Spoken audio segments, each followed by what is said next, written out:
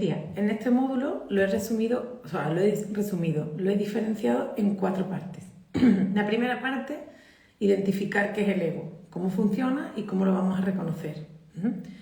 ¿Qué es lo que pasa?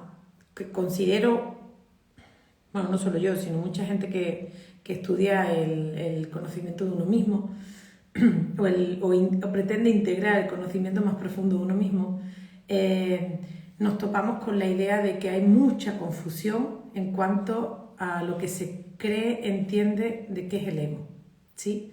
Entonces, claro, el ego en sí es muy sencillo de identificar, es muy fácil de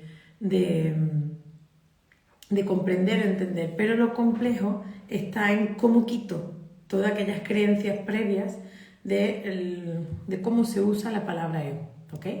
Entonces, la segunda parte, vamos a ver hoy las diferencias entre el ego y el ser, porque la verdad es que se mezclan muchos conceptos y sobre todo recordar en nuestro primer módulo, la pala que abre, el concepto del vocabulario, de la palabra, tiene desde dónde hablo, tiene mucha identificación y aquí hay mucha confusión, ¿sí? Vamos a ver esa dualidad con las heridas y apegos, etcétera, y qué es el concepto de individuación.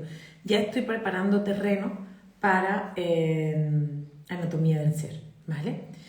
La tercera parte, esta es súper, mega, hiper... Uy, aquí pone 5, esto está confundido. Súper, mega, hiper fundamental para el proceso de transformación que estamos viviendo.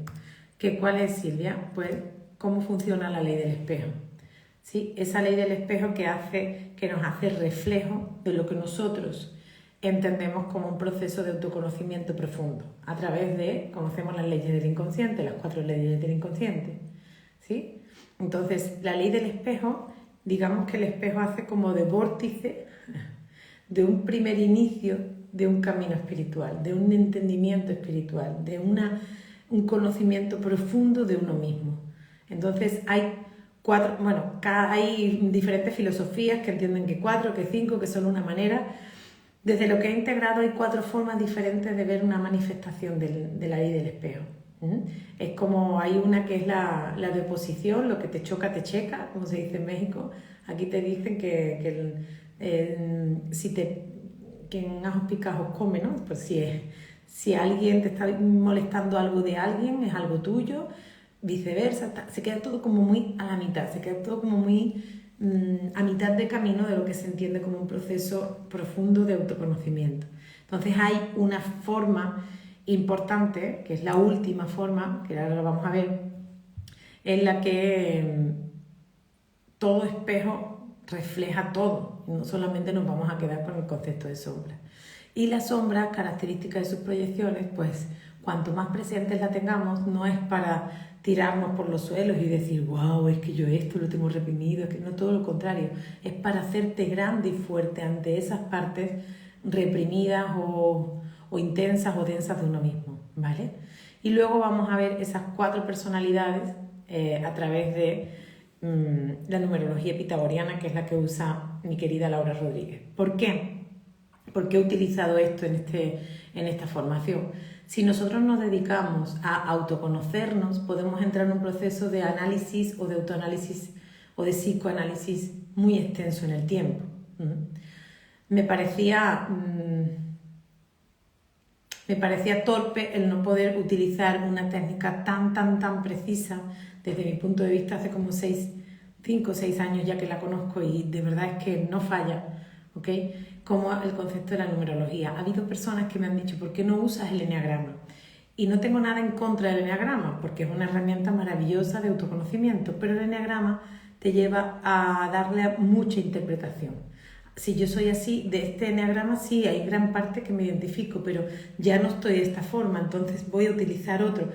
Entonces, la persona o el ser humano, tú te haces un test del eneagrama de hace 5 años ahora, ha cambiado tanto tu percepción y tu forma de ver y de tratarte o de vivir que ya no encajas en ese número. Entonces, como demasiado, desde mi punto de vista, de verdad que lo respeto muchísimo, pero demasiado en el aire, ¿sí? En base a la interpretación de lo que. Entonces, si tú estás autoconociéndote de una forma tan precisa como es tu día de nacimiento. El día de nacimiento, desde 1870, en España al menos, existe el registro civil. Ya todo el mundo que nace en España tiene un registro civil.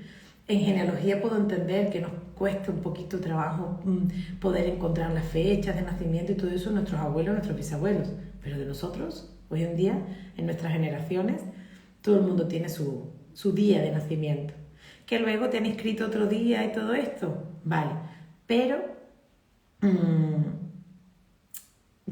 tú sabes el día que has elegido nacer y eso es una decisión antes de estar en este plano, ¿sí? Entonces para mí el día de nacimiento es primordial y qué o quién recoge esa información de unas características. ¿Por qué la personalidad? Porque la numerología cotidiana es muy extensa, te habla de personalidad, de máscara, de alma, o sea, es una metodología súper mega maravillosa en la que se desnuda gran parte de toda la personalidad del ser humano, pero nosotros con que sepamos esa primera base, en qué fase estamos en armonía y en qué fase estamos en desarmonía, no me digáis que no es preciso, que cada uno ha mirado su numerito y ha dicho wow, y lo que no nos gusta hemos dicho no, tanto no, yo no soy así, sí, porque tendemos a rechazar lo que no nos agrada o lo que realmente estamos reprimiendo o apartando o juzgando del otro. Por eso en este manual no puede faltar ni la ley del espejo ni las personalidades. ¿Ok? Vamos por aquí bien. Empezamos. ¿Sí? Vamos a dar un poquito de fragmento de esto. Mira mi sobrino. Buenas tardes, Tita, que te vaya bien el directo. Gracias, cariño mío. Ay, mi Jordi, te amo. Qué guapa. Silvia dice, yo pienso lo mismo, el eneagrama es muy relativo. Sí, relativo, subjetivo, no es muy concreto. Y nosotros como tendemos en Allen a no suponer, a no imaginar, a no crear constantemente hipótesis, pues lo más concreto desde todo este tiempo es la numerología. Seguir a mi comadre Laura, la numeróloga, numerología cotidiana. Vais a ver que da una información súper interesante. Entonces, en cuanto al ego, habéis visto que os he puesto en el manual ese concepto que Sigmund Freud, para que no nos confundamos, que habla del ello, del superyo y del ego en sí, del yo único. Esta imagen representa esa cara con esas caras, ¿sí? Ahí vamos identificando, eso os he puesto un poquito de teoría para que sepáis dentro del psicoanálisis el que originó este concepto, ¿sí? Que fue el Sigmund Freud, y ya de ahí pues todos sus adeptos, discípulos y demás. Vamos a entender, el ego vamos a diferenciarlo ahora, pero vamos a utilizar sinónimos. El ego, persona, personaje, máscara es lo mismo. Es como decir Pepa, Pepita, Josefina, Fina. ¿Sí? Es como llamar a una misma cosa de diferentes formas. ¿Ok? Entonces, ¿qué es lo que hacemos con esto? Pues vamos a utilizar todos los conceptos que tenemos y los vamos a traer a una palabra. ¿Sí? Y lo vamos a usar en una palabra como ego, como persona o personaje. Porque la palabra persona o personaje viene de máscaras, viene del griego. Máscaras, si lo separamos un poquito, es que nosotros vamos utilizando en función a cómo nos identifiquemos de una cara o de otra. Damos una cara, una actitud, una forma que otra. Tú no te comportas igual cuando estás en el trabajo, ¿sí? No tienes la misma cara cuando estás en el trabajo que cuando estás con tus amigos tomando cervezas.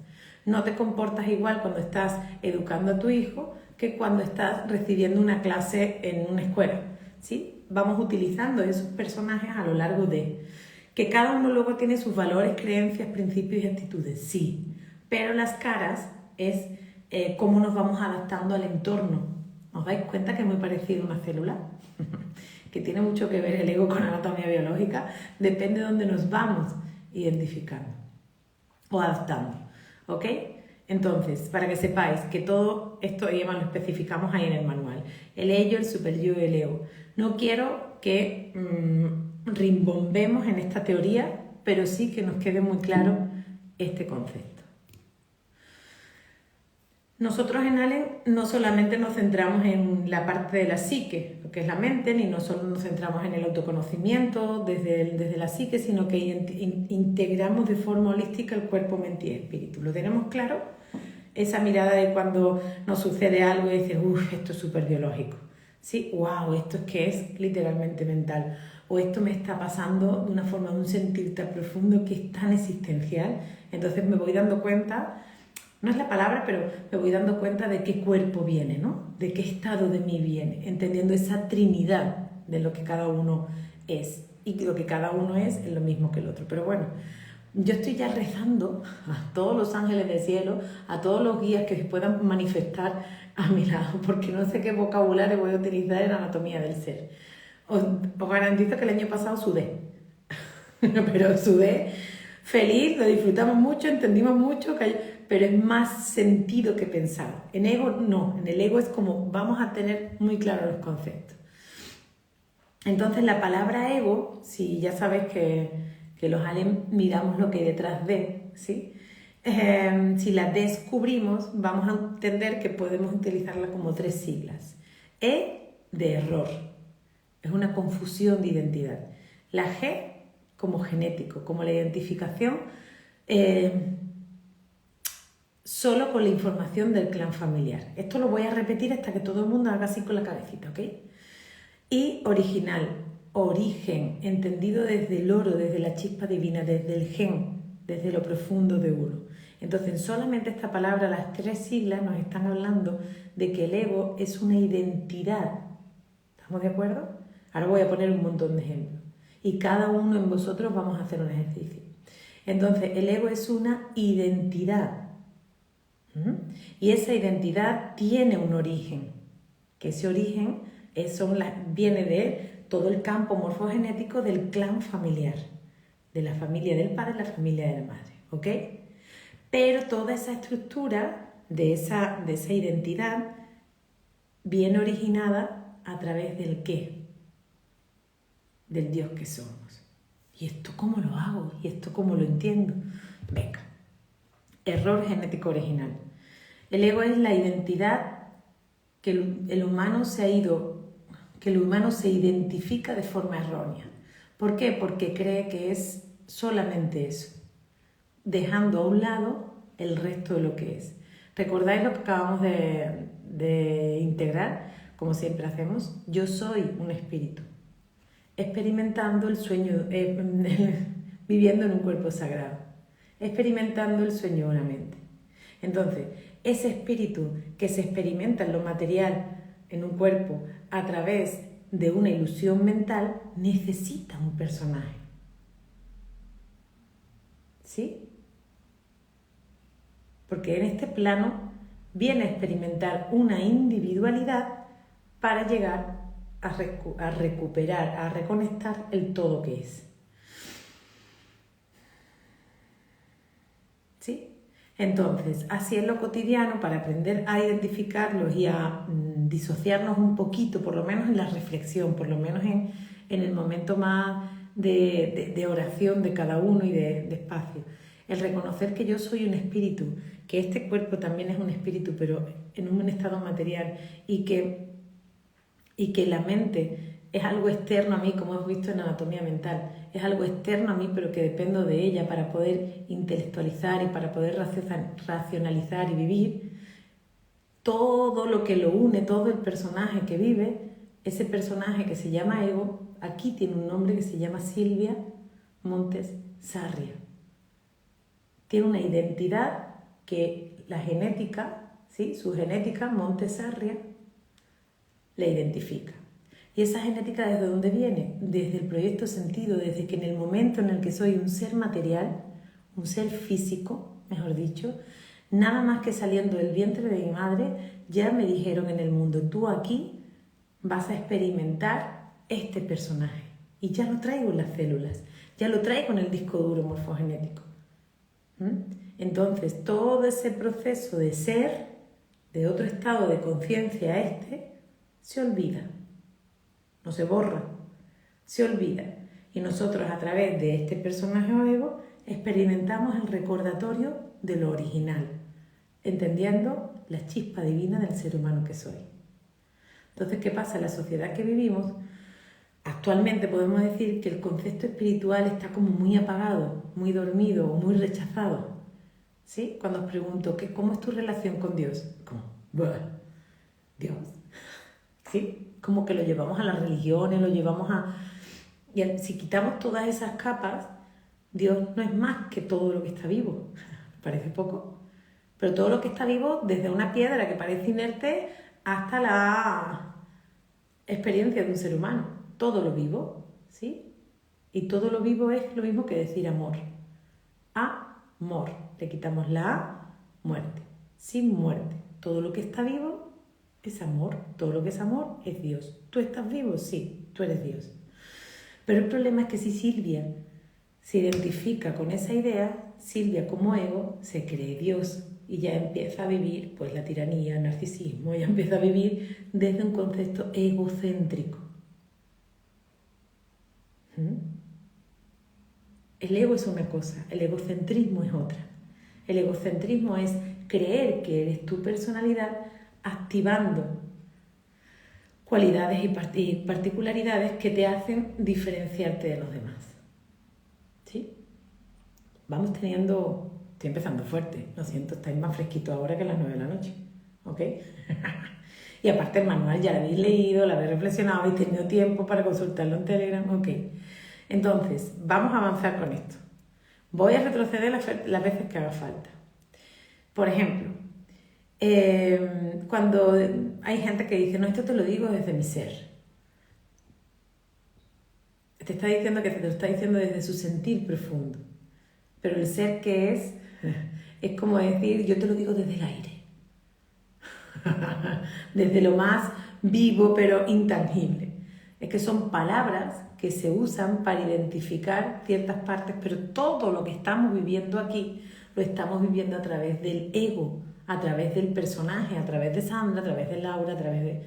¿sí? Entonces el ego ni es malo ni es bueno, solo tiene unas características de adaptación biológica. Entonces cuando decimos, desarrollando toda esta formación, digo, venga, vamos a buscar qué es ser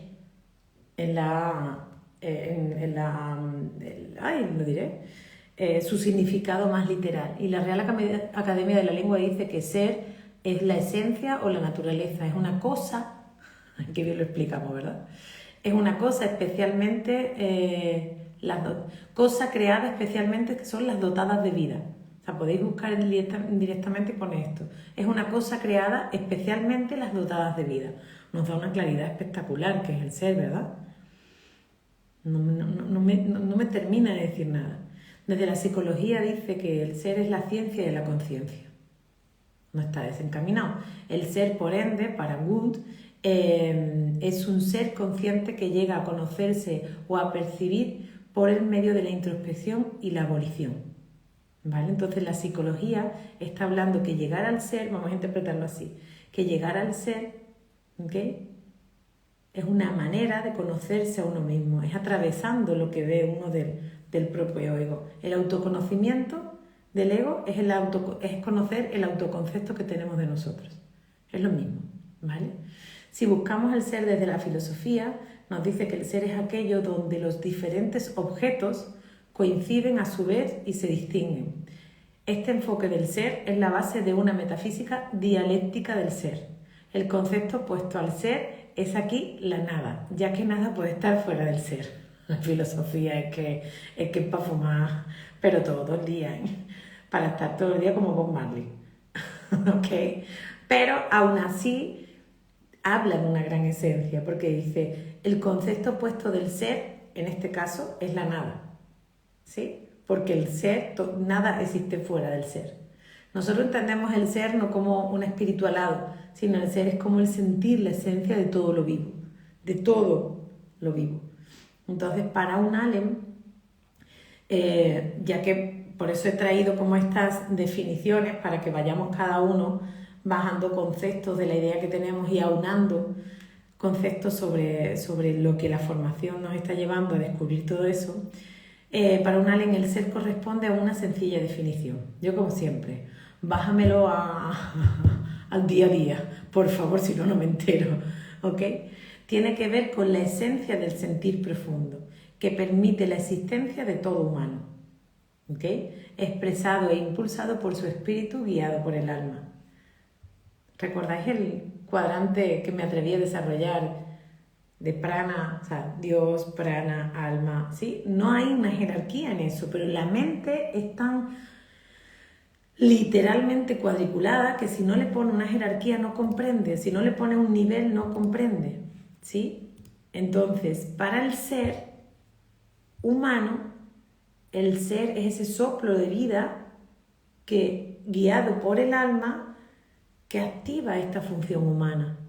Y ahora nosotros lo vamos a identificar así. Y vamos a hacer una paradita, reflexionamos y luego continuamos, ¿vale? No quiero conceptos nuevos, quiero cuestionamiento de cada uno. Entonces, ser humano. Vamos a por Eva o por Adán. Un momentito. Ahí está. Un momentito. Hoy le toca a Adán.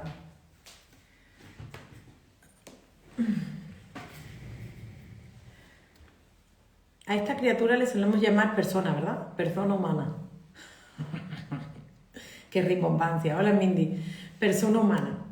No, una persona humana no cuadra. Esto es, se le identifica como una persona erróneamente. ¿Okay? Esta criatura, este cuerpo, corresponde a un ser humano, porque está vivo. Bueno, y aunque penséis que es de lana, está vivo, es energía, son átomos, ¿recordáis? El prana, el quark, el átomo, las moléculas, vale, esto es un conjunto de átomos. Ok, entonces este ser humano tiene una parte de ser, que es la vida que hay en él, y la parte humana, que la podemos identificar más entre su cuerpo y su mente. Para que su cuerpo, su mente y la vida de su espíritu tengan una función en este plano, le vamos a poner una personalidad o ego, para que él se identifique con una propia historia que traen en sus genes y en su campo morfogenético. Y esta criatura se llama Adán. Y no veo la historia emocional que trae el chaval. Encima. ¿Ok? Entonces, un ser humano está compuesto por el espíritu, su cuerpo y su mente. Es una trinidad. Hay mucho más, tiene su campo energético, tiene su campo emocional, tiene toda la experiencia de vida, ok, pero la trinidad de todo ser humano es esa, ok. ¿Vamos bien? ¿Sí? Ahora, antes de avanzar, preguntas sobre esto. Gracias, chicos, aquí os dejamos un pedacito de anatomía del ego. Hoy va muy interesante la clase. Bye.